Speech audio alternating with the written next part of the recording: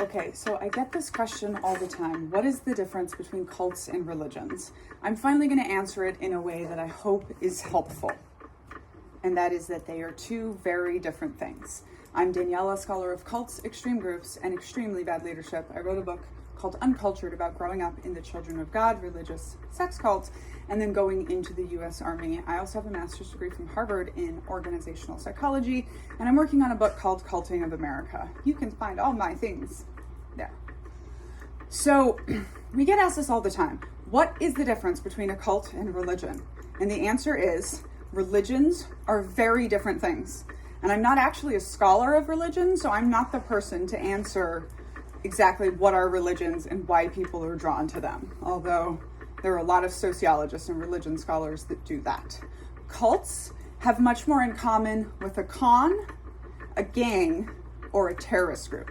And actually, the stereotype that all cults are religious has unfortunately stuck very, very hard, making it like a bad stereotype, making it a reason that people miss things like music cults, education cults, exercise cults, yoga cults, dance cults. The list goes on, right? Charles Manson, not religious. So now why do so many cults seem to use religion?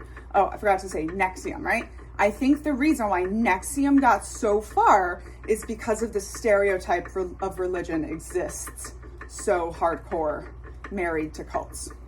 Now, why do cults use religion so often?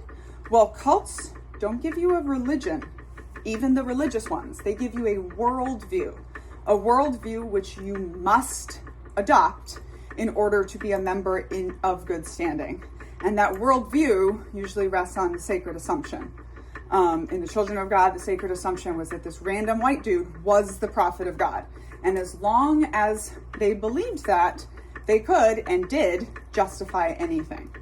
So a lot of cult leaders, remember, these are con artists setting out to con you.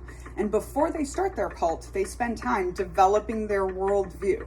This is one of the reasons I say always beware of people who know a lot about cults and nefarious leaders, because they know how to do it. People always come back and say, oh, so we should be scared of you? Absolutely.